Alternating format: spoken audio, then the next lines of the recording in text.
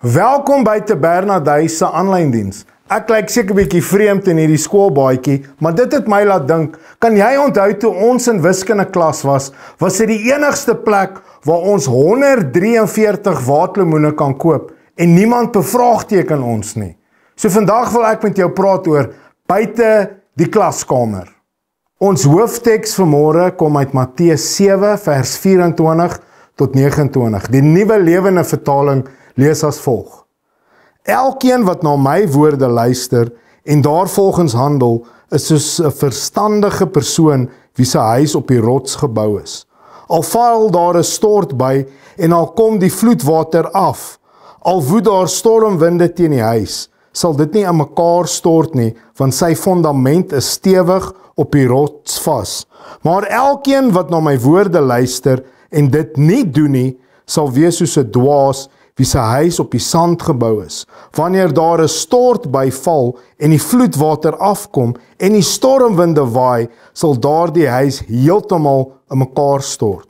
Toe Jesus sy rede voltooi het, was die skare diep onder die indruk van sy onderrig. Dit was immers gesagvol, heeltemal anders as die van hul eie skrifkenners.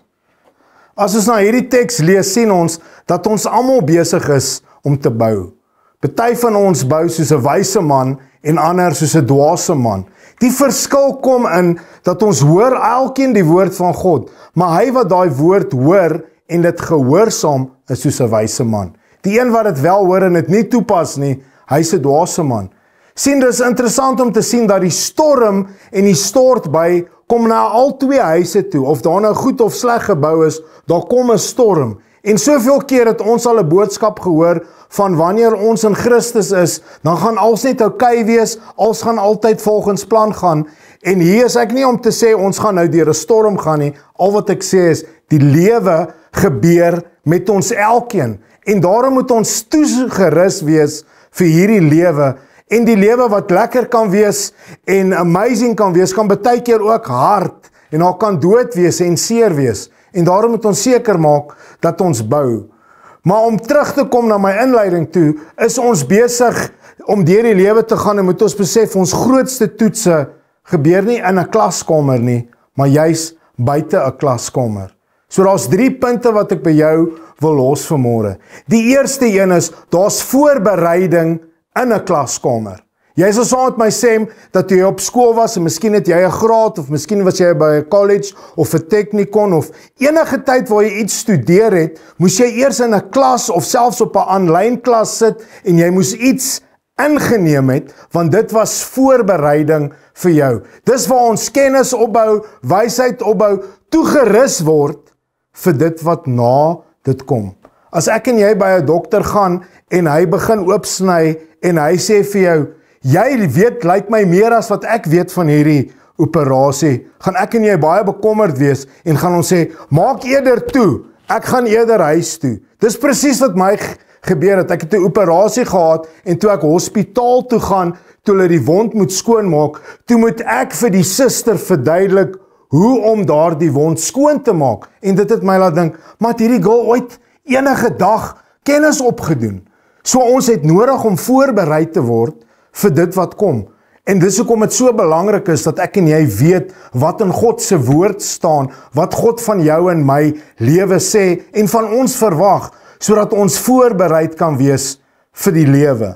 Dan is daar 'n tweede ding wat gebeur met ons, dat daar word toetse in die klas geskryf. Partykeer is dit 'n voorbereide toets of 'n eksamen, en dan baie keer die lewe van my, weet ek nie hoekom moes ons op 'n maandagooggend, die eerste periode na 'n lang naweek, as ons inkom, dan wil hulle dadelik 'n klastoets skryf, wat ons onvoorbereid was. Maar dit was ook om ons voor te berei, dat jy moet altyd gereed wees.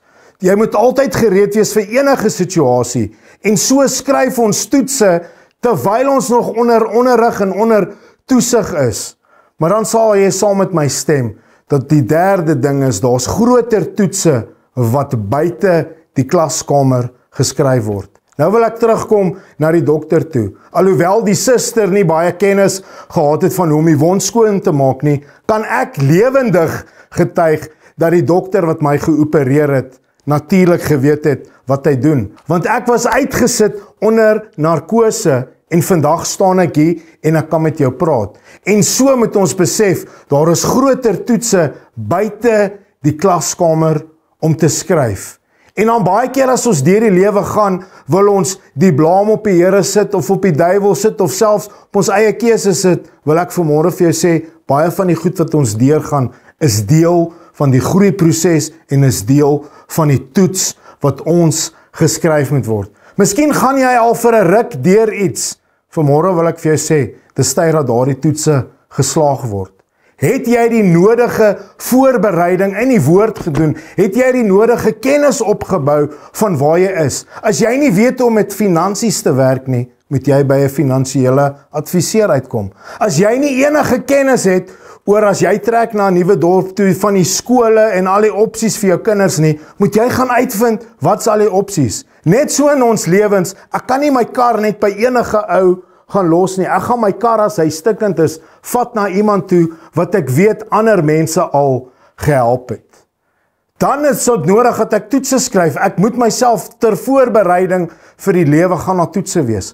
Maar dan die grootste toetse word geskryf buite die klaskamer. Ons lees van so 'n toets in Matteus 14 waar Jesus vir sy disippels sê om op 'n boot so lank uit te gaan.